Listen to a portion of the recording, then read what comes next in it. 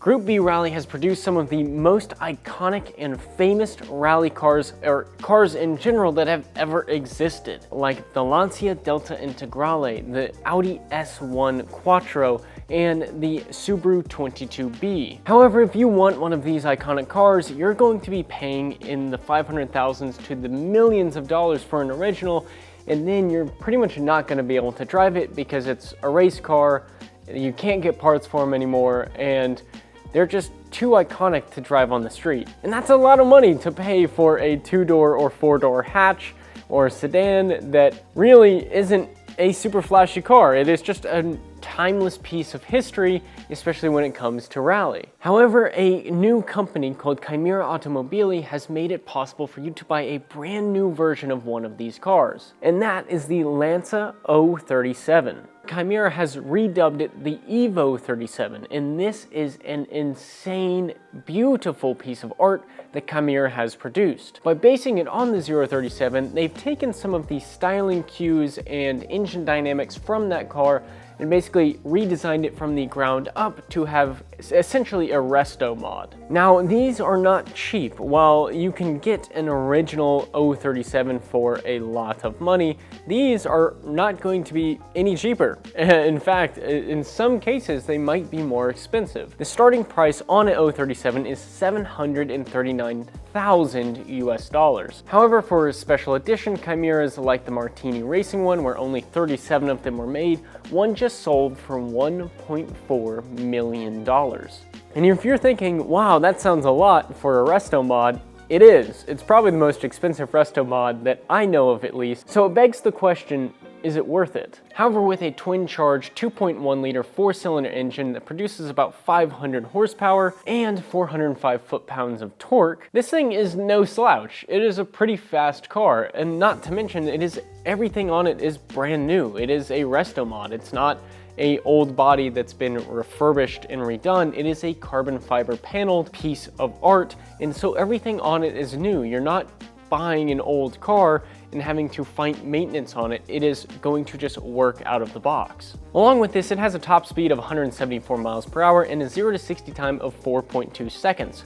Now, while that's not hypercar fast, it is pretty fast, especially for something with a 4-cylinder in it from factory. Now, one of the most unique things about this car is not the 2.1 liter engine, but more what's attached to it. It's a twin charged, which means it has both a supercharger and a turbo. Very few cars have ever come with both a supercharger and a turbo, and there's a big reason for that, and it's cost. It costs a lot of money. But if you're buying an Evo 37, then you're probably not worried too much about cost. So they said, let's go ahead and twin charge it. This is really cool, and it's really unique. I'm actually kind of geeking out about it because not many cars have been twin charged in the past. One that comes to mind is the Audi Quattro S1. That was a twin charged Group B rally monster, and that thing was insane. The supercharger helped with the low-end torque. Basically, you had a constant pulley-driven forced induction unit that was forcing air in at a constant rate. This is nice because you have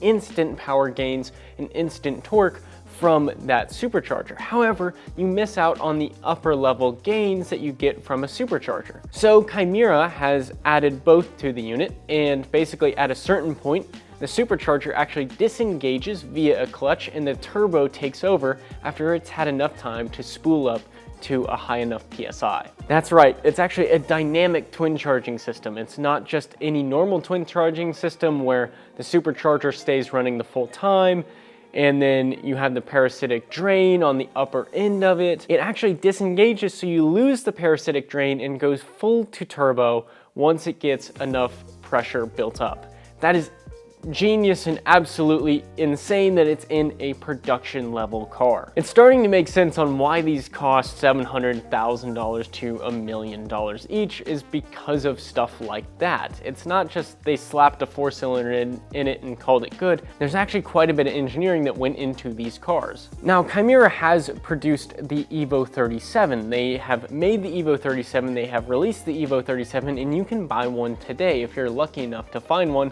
in a reasonable price point or for sale at all. These things don't really come up for sale very often, and if you spec them out from Kaimera, they take a while to build. But Kaimera does have some other models. They have the Evo 38, which isn't much different from the 37, and there's really not much info out there on it. But the one that intrigues me the most is the K39. This thing looks not really like a rally car, but more like a time attack car or a hill climb car, and that's because it is. Now, while they haven't produced any of these yet, and while they're not really for sale, this is more of just a rendering showing what we're capable of in the future. Now, they announced that this is their Pikes Peak car, so they're going to attempt to do Pikes Peak hill climb with it seems, in the near future. And if I can, I'm gonna go watch it, because this thing looks insane. It is literally the poster car of my dreams. If I could have a classic Delta or a classic 037 or something like that, and made it look modern, that's exactly how I would want it. I would daily drive that thing, I'm not kidding. I actually would. It just looks beautiful, and I'm sure if it has the twin charge engine as well, it's going to be an absolute beast. Not to mention, this twin charge engine is producing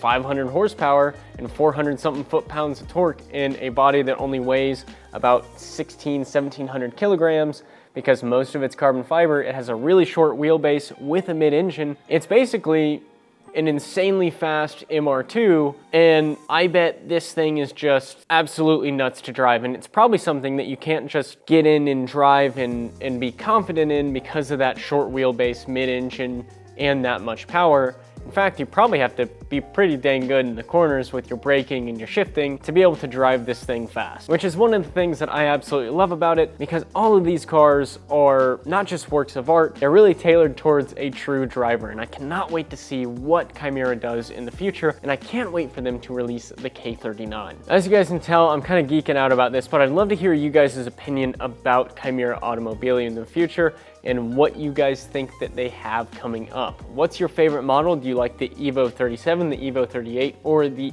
K39? Personally, K39 is my favorite, but it is not much of a daily driver, even though I would love to do it. So let me know what you guys' opinions are down below in the comments. Let me know what video you guys want to see next, and I hope to see you guys on the next one. Thanks for watching. Bye.